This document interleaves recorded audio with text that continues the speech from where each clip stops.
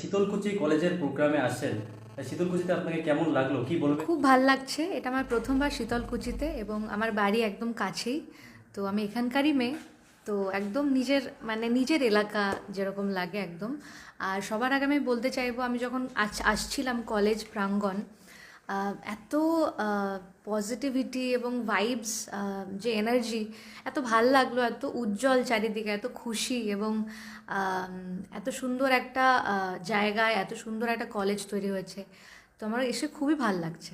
এরপরে কি প্রজেক্ট আপনি তৈরি করছেন? চলছে বিভিন্ন গান তৈরি করছি আমি, এবং আমার বিভিন্ন রিসার্চ ওয়ার্ক চলছে। তো আমি আনবো আরও অনেক গান আমার অডিয়েন্সের জন্য, তো অপেক্ষায় থাকুন। আপনি যখন ইন্ডিয়া আইডলে অংশগ্রহণ করলেন, রাজবংশী কমিউনিটি কিন্তু আপনাকে একটা ফুল সাপোর্ট করেছিল।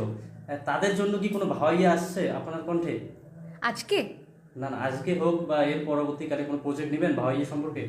অবশ্যই, মানে আমি তো বলতে চাই যে সব থেকে মানে আহ, এত এত বেশি মানে সাপোর্ট সবার কাছ থেকে আমি পেয়েছি। আমি খুব খুব কৃতজ্ঞ সবার কাছে, রাজবংশী। আর আমি নিজেও রাজবংশী। তো আপনাদের সবাইকে অনেক অনেক ধন্যবাদ মোক এতলা সাপোর্ট করার জন্য। তোমরাগুলোকে অনেক ধন্যবাদ।